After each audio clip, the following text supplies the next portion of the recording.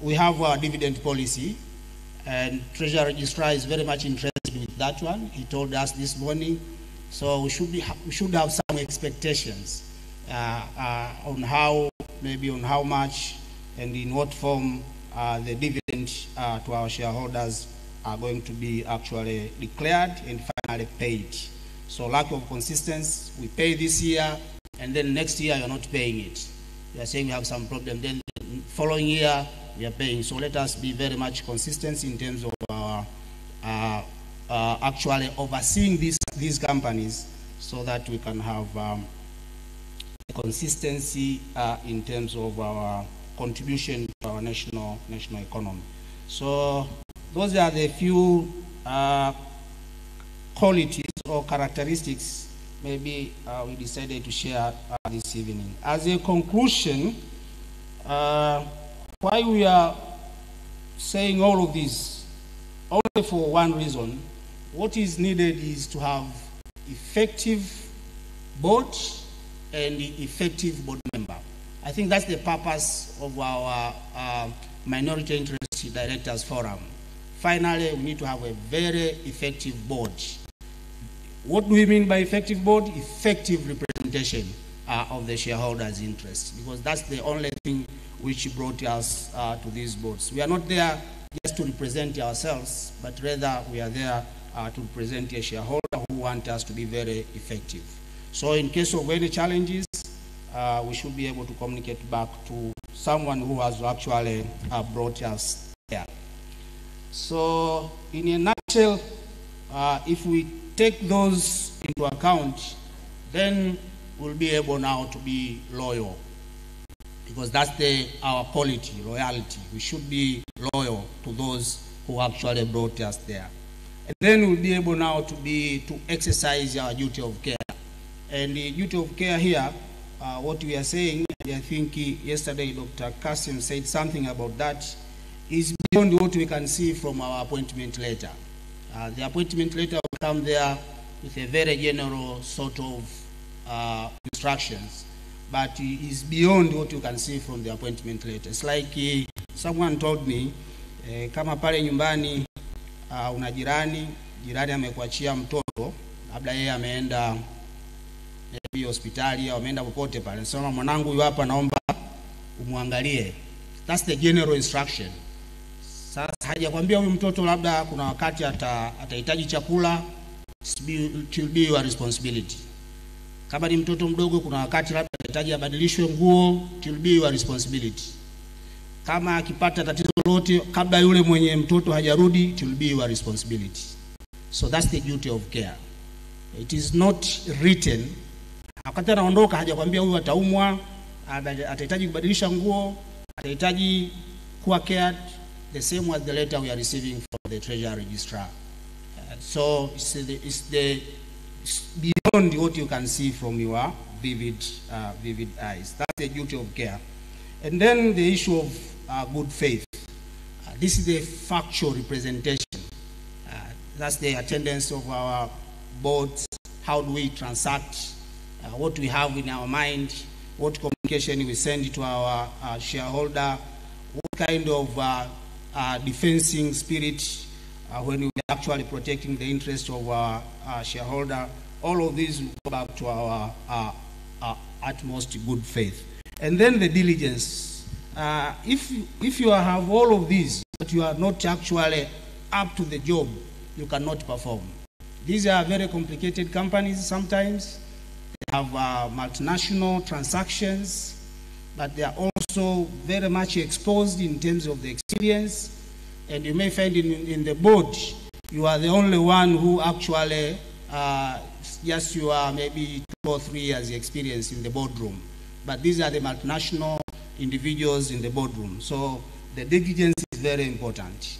So it's very important that we accept, but at the same time, it is very important that we take our time to understand our companies and then to get hold of the experience required and even ask the questions to our colleagues and other key stakeholders to whom we think that we can benefit from them. And then the issue of objectivity, this is very important. we need to be objective, and then the commitment. In the commitment here, maybe I need to say something. It's not only the issue of attendance. Maybe we need to bold that. It's not the issue of the attendance, but rather the contribution of the attendance. I think that's extremely important. We in our academic institutions, we are now actually moving away from looking attendance of the meeting as an effectiveness of a board, rather the contribution of you as a board member in the boardroom. That is extremely important. So yes, let us attend, but at the same time, let us read the board pack early in advance. You don't need to open the board pack in your boardroom. It means that you haven't read the papers. So let us read them. If you don't understand, then let us communicate. Sometimes in the board, it's very interesting, especially we in the minority interest.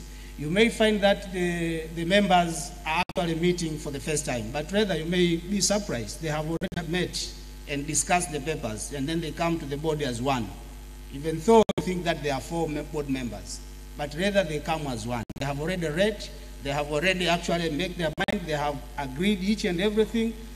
So you go there, you haven't read, you are not actually consulted each other, so then you are actually providing a conflicting discussions. So it's very important to read, understand, and if we are more than 2 or if we are 2, let us communicate, and then we go there as actually as one, together with what actually Director Lightness said yesterday. As a conclusion, our roles are only 4. These are the only roles we as minority interests. As a board, basically these are the roles we are playing. And there is one in green strategy formulation. This is the one which we are not actually, the literature suggests that most of the boards are not doing very much in that particular aspect. We are very much good in monitoring, looking on the accounts, asking some good questions. We are very much on accountability. We are very much somehow on the policy, but we are not actually doing much in terms of the strategy. That's the general observation from the literature, but this is also the case in most of our companies. So let us do much on this as well, because actually this is the one which drives all of the numbers we see in our financials. And even if you're looking the value to our shareholder, I think the presentation by Madam Zaipuna said it all. This is where the value of the shareholders will be created. Having said that, thank you very much, and that's the end of my presentation. Thank you. Thank you very much, Professor Siasa. Asante sana. Basi tutapokea maswali machache kwa Professor Siasa. For those who have questions or comments, be brief, introduce yourself, and shoot your question straight to him so that we save the time. Maybe I see hands, 1 hand. So I only have 1 hand. So we take the question and then Professor will respond. So, thank you for the presentation. My name is Moses Adoko, and I'm a guest of the 2025 forum, I should put it that way. It's more of a comment on diligence. You made reference to the fact that in the case of some of these organizations, they are very complex, and I will agree with you, very complex, very complicated. And so if you're expecting the board to really perform and measure up to the diligence threshold, in the case of some of them, they will need additional help in terms of expertise, because the responsibilities will be huge. You can think about the challenges when you have a multinational company that you are serving on as a board member, especially in the areas where some of these companies may not be making profit or dividend. We don't know what it is, but they are not making dividends, and you expect these board members to be your advocate out there, making sure they make their contributions. That's very tricky, and in some of the instances, I don't know the skill set that they have, but what I've seen in other places, in terms of board performance, some of them may need additional support. I don't know how that will look like, expertise in handling and working with these complex organizations. That's all I want to offer. Thank you very much, and I think that was covered during the Treasury Registrar's remarks this afternoon. It's true that we need to empower our board members. members, because they are actually not angels and they cannot actually be expert of each and everything given the diverse nature of our companies. So that's the role of the TR, but also the role of the individual board members as well, to make sure that you actually keep up to the standard and use all of the platforms available, including discussion, including this one as well, so that we can get some of the key issues in order to have effective representation. So I agree with you, but those are the initiatives which are currently undertaken. And I can also see in one of the deliberation of the today's of this year's meeting as well. Thank you very much. Asante sana, sijaona mikono mingine, kwa hivyo tuchukue fursa hii kumpongeza tena kwa makofi Profesa Siasa Mzenzi kwa kushare uzoefu wake kama mkurugenzi wa bodi ya Mbeya Cement, lakini pia kama mwanazuoni ambaye amebobea kwenye eneo la management. Jamhuri ya Muungano wa Tanzania. Asante mabibi na mabwana. Katibu Mkuu Kiongozi Mheshimiwa Balozi Dr. Moses Kusiluka, karibu katika shule ya uongozi ya Mwalimu Julius Nyerere hapa Kibaha. Leo ni siku ya 3 ya kongamano la wakurugenzi wa taasisi ambapo serikali na umiliki wa hisa chache, kikao ambacho kiliandaliwa na ofisi ya msajili wa hazina. Tunakushukuru kwa kujumuika nasi kama mgeni rasmi kwenye hafla ya kufunga kikao chetu. Asante sana, tumpigie makofi mgeni wetu rasmi kwa kujumuika na sisi. Basi kwa kuianza hafla yetu ya kufunga kikao hiki, nitaomba kumkaribisha Balozi Jack Zoka ambaye ni mkurugenzi wa Williamson Diamond Mines aweze kutoa neno la shukrani kwa niaba ya wakurugenzi wote ambao ni washiriki wa kikao hiki. Basi tumpigie makofi Balozi Zoka akija hapa mbele kwa ajili ya kusema neno lake la shukrani.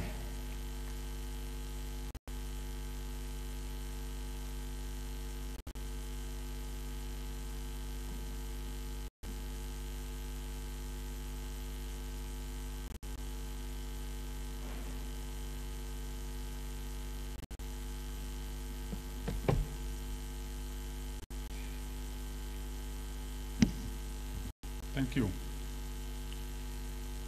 For the purpose of our friends whose Kiswahili is yet to mature, I'll make my brief comments in English. Otherwise, I would have preferred to do so in Kiswahili because that is the language I know best.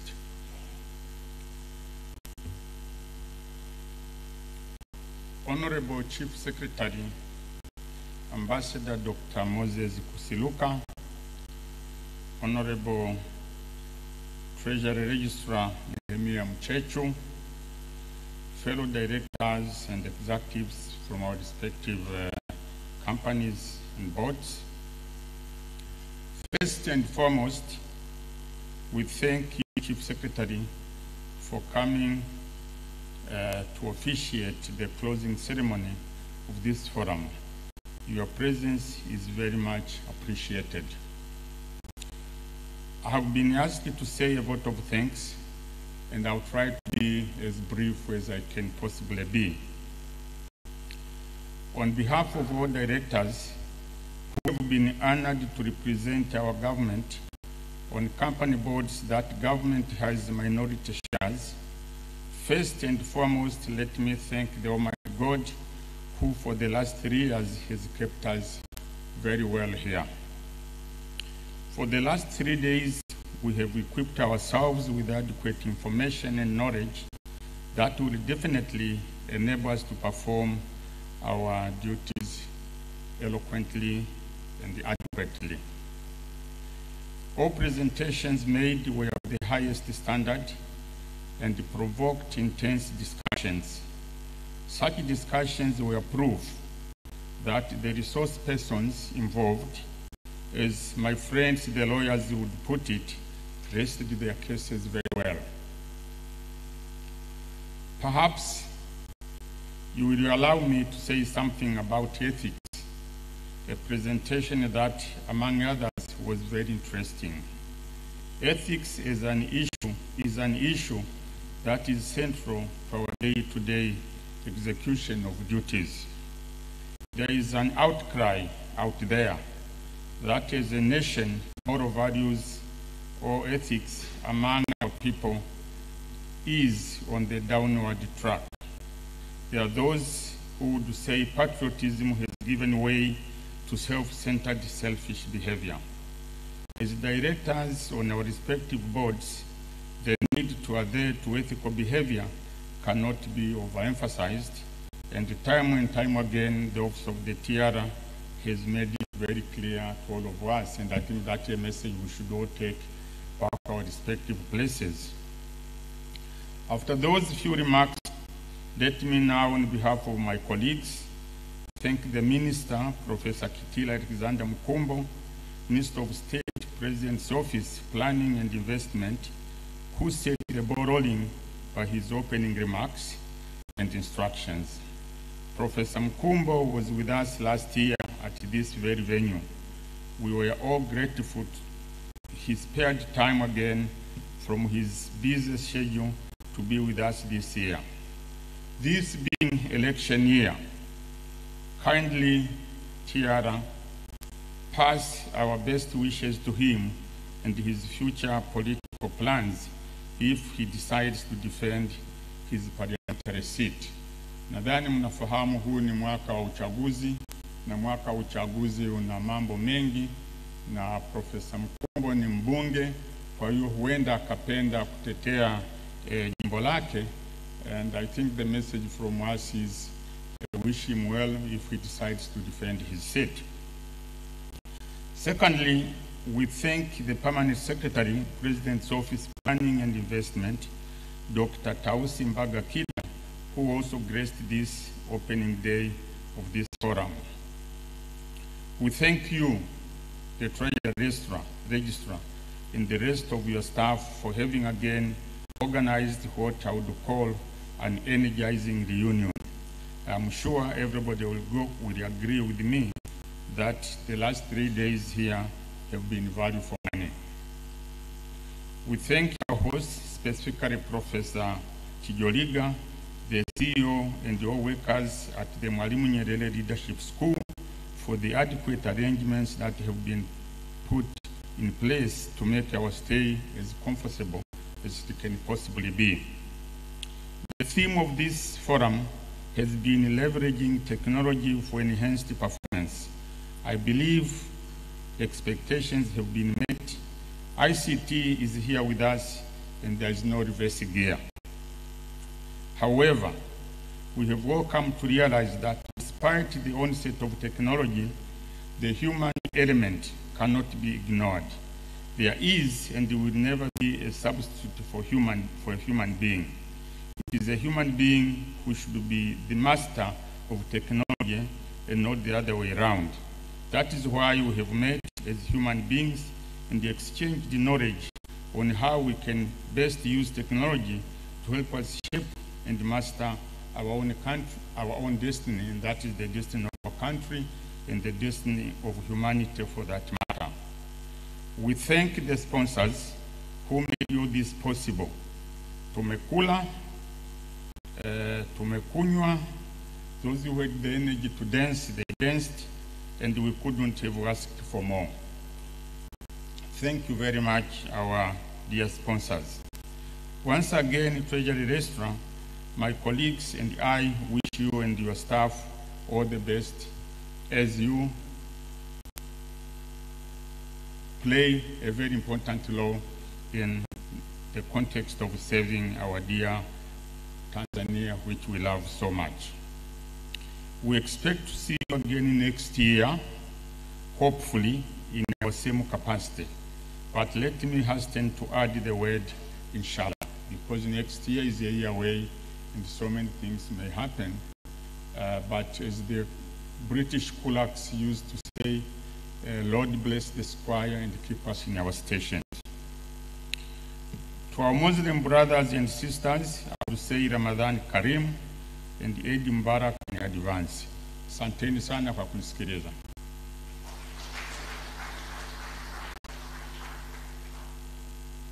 Asante sana Balozi Zoka. Mheshimiwa mgeni rasmi, sasa kwa ruhusa yako naomba nimkaribishe msajili wa hazina ndugu Nehemia Kiando Mchechu kwa ajili ya neno la utambulisho lakini pia na ukaribisho kwako. Tumpigie makofi msajili wa hazina anapofika kwenye podium.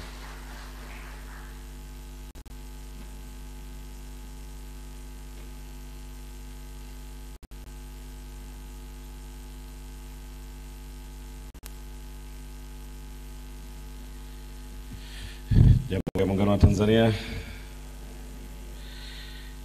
Mheshimiwa Dr. Moses Kusiluka, Katibu Mkuu Kiongozi,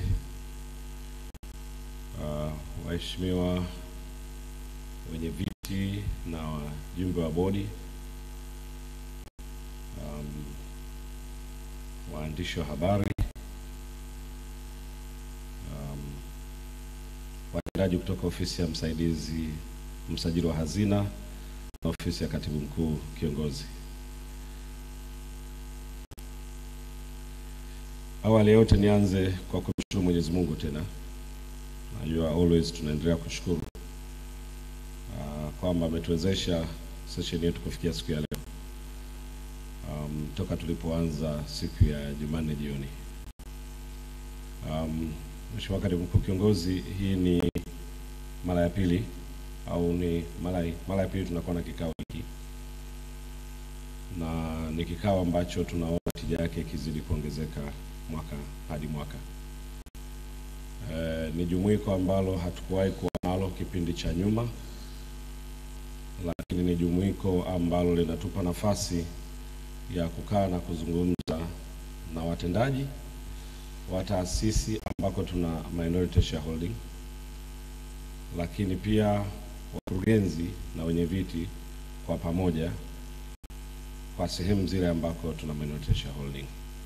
Kwa siku ya kwanza ilikuwa ni kikao cha watendaji wakuu pamoja na wakurugenzi na wenye viti. Alafu baada ya hapo tuliwaruhusu ili tubaki mambo ya sisi wenyewe pamoja na hao wenzetu ambao ni wawakilishi wa serikali kwenye minority company.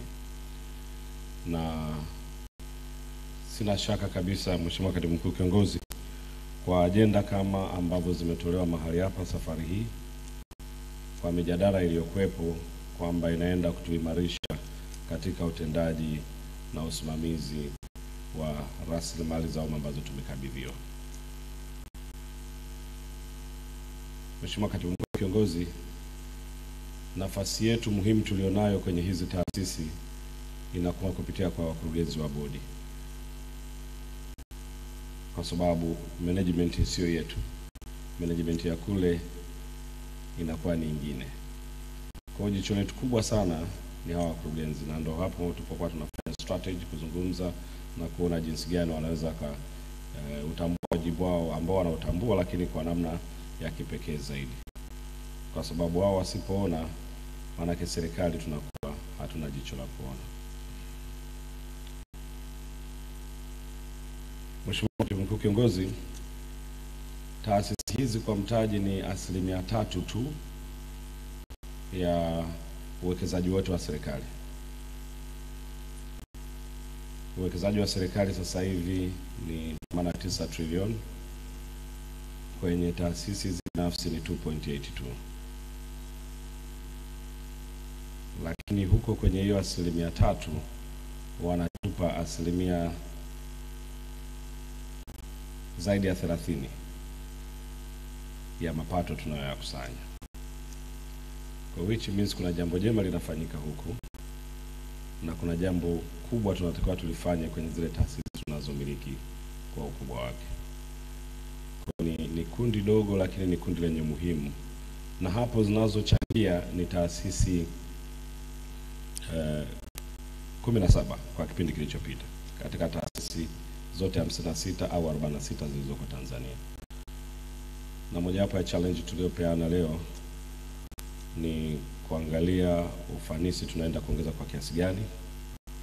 Tumeombana kwa mwaka huu wa fedha tuhakikishe kwamba tunatoa zaidi, lakini pia tunakumbuka ahadi ya Mheshimiwa Rais mwaka jana kwamba kwenye Gawio Day tutapata na lunch. Kwa tunataka ile lunch tuweze kuimeza vizuri tukisifiwa, ili tusisutwe pale lunch kawa ngumu sana. Kwa hiyo tumekubaliana hiyo assignment, kila watu wataenda kuangalia, na kuna mambo ya msingi ambayo tutapata majumuisho hapa ya yale ambayo tumekubaliana, lakini mojawapo ni kwenda kusimamia ongezeko la ukusanyaji wa mapato na ufanisi wa hizi taasisi zetu.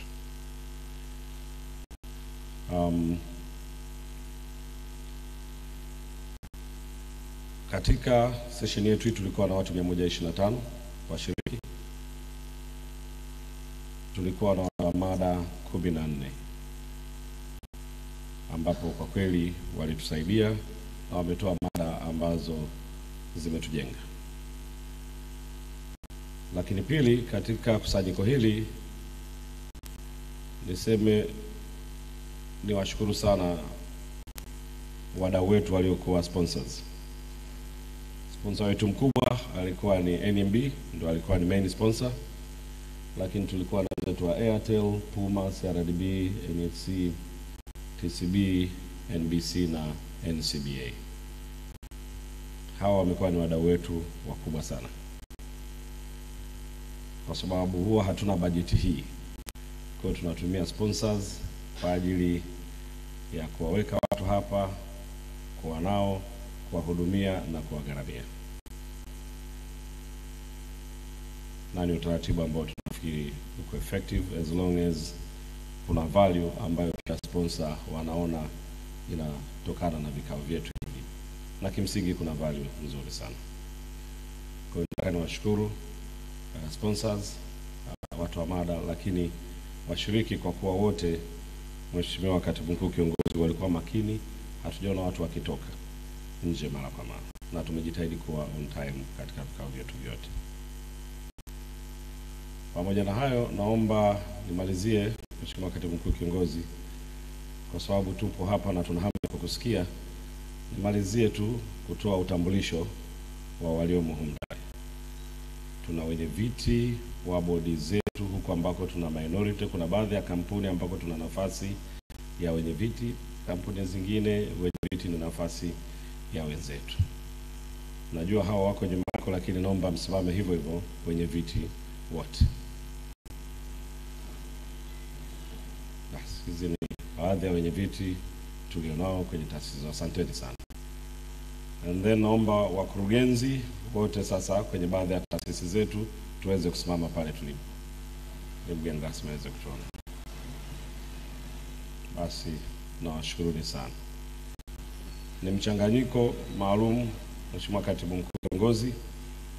Tuna watu kutoka sekta ya kilimo, sekta ya fedha, tuna watu kutoka kwenye madini, tuna watu kutoka kwenye transport and logistics, tuna watu kutoka manufacturing. Kwa hiyo ni all across various sectors ambao wamo humu ndani, na tunafikiri huo umoja na huo mchanganyiko unatupa nafasi nzuri zaidi. Tumekuwa na bodi zilizochanganywa kati ya retired people, lakini pia tunaweka na wengine ambao they are very strong, still young, ili waweze kugrow kutoka kwa wengine ambao ni already seniors, lakini baadaye kuleta balance nzuri katika bodi zetu. Quality ya board members imezidi kuimprove, Mheshimiwa Mkuu Kiongozi. Watu ambao ni knowledgeable, watu ambao ni committed, na tunapata feedback kutoka kwenye taasisi zetu hizo kwamba umetuletea watu ambao wanatuchallenge, wana michango. Kwa at least tumeweza kupata some good feedbacks across the way. Lakini pili, jana kwa mara ya kwanza au safari kwa mara ya kwanza tumeanza pia kufanya kutoa zawadi au kuwatambua